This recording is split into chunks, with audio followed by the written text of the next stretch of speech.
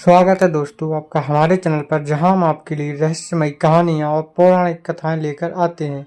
आज हम आपके लिए एक ऐसी ही कहानी लेकर आए हैं जो आपने आज से पहले कहीं नहीं सुनी होगी। क्या आपने कभी गौर किया है कि जीभ सांप की दो हिस्सों में बटी होती है?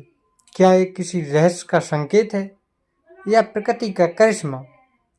चलिए जानते हैं सांप की जीभ के पीछे का असली सच। ये तो हम सभी जानते हैं कि सांप की जीभ आगे से दो हिस्सों में बटी हुई होती है, किंतु ये ऐसी क्यों होती है, इसका वर्णन महाभारत में उल्लिखित है। वेद व्यास रचित महाभारत में इससे संबंधित एक बहुत ही रोचक कथा है जो इस प्रकार है। महाभारत के अनुसार महर्षि कश्यप की 13 पत्नियां थीं। इनमें से कद्रू भी एक थी। सभी नाग कद्रू की संतान थीं। महर्षि कश्यप की एक अन्य पत्नी का नाम बिंता था। पक्षी गरुड़ बिंता के ही पुत्र थे। एक बार कद्रू और बिंता ने एक सफेद घोड़ा देखा। उसे देखकर कद्रू ने कहा कि इस घोड़े की पूंछ काली है, और बिंता ने कहा कि घोड़े की पूंछ सफेद है। इस बात पर दोनों में शर्त लगी।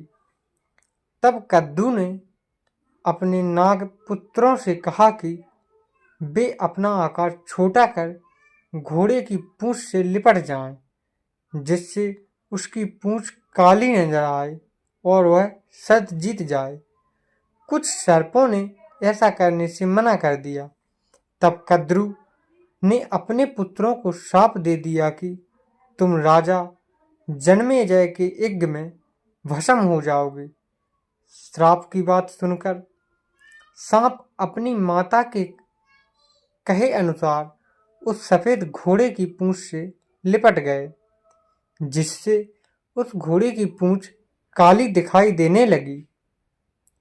शर्त हारने के कारण बिंता कद्रू की दासी बन गई। जब गरुड़ को पता चला कि उनकी मां दासी बन गई हैं, तो उन्होंने कद्रू और उनके सर्प पुत्रों से पूछा कि तुम्हें मैं ऐसी कौन सी वस्तु लाकर दूं जिससे कि मेरी माता तुम्हारे दासत्व से मुक्त हो जाएं।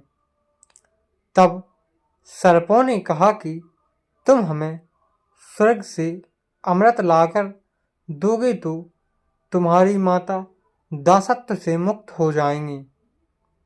अपने पराक्रम से गरुड़ स्वर्ग से अमृत कलश ले आए और उसे कुशा यानी एक प्रकार की धारदार घास पर रख दिया। अमृत पीने से पहले जब सर्प स्नान करने गए, तभी देवराज इंद्र अमृत कलश लेकर पुनः स्वर्ग लौट गए। यह देखकर सांपों ने उस घास को चाटना शुरू कर दिया जिस पर अमृत कलश रखा था। सर्पों को लगा कि इस स्थान पर थोड़ा अमृत का अंश अवश्य होगा, लेकिन घास नोकीली होने के कारण सभी सर्पों के जीभ के 2 टुकड़े हो गए। तो दोस्तों, आप जान ही गए होंगे कि सांप की जीभ क्यों कटी होती है। कटी हुई। अगर आपको ये जानकारी पसंद आई है तो वीडियो को लाइक करें, शेयर करें और चैनल को सब्सक्राइब करना ना भूलें, ताकि ऐसे ही रोचक रहस्य आप तक पहुंचते रहें और मैं आपके लिए ऐसी ही रहस्यमयी और पौराणिक कथाएं लेकर आऊँगा। तो दोस्तों, तब तक के लिए धन्यवाद। हम मिलते हैं अपनी अगली कहानी में।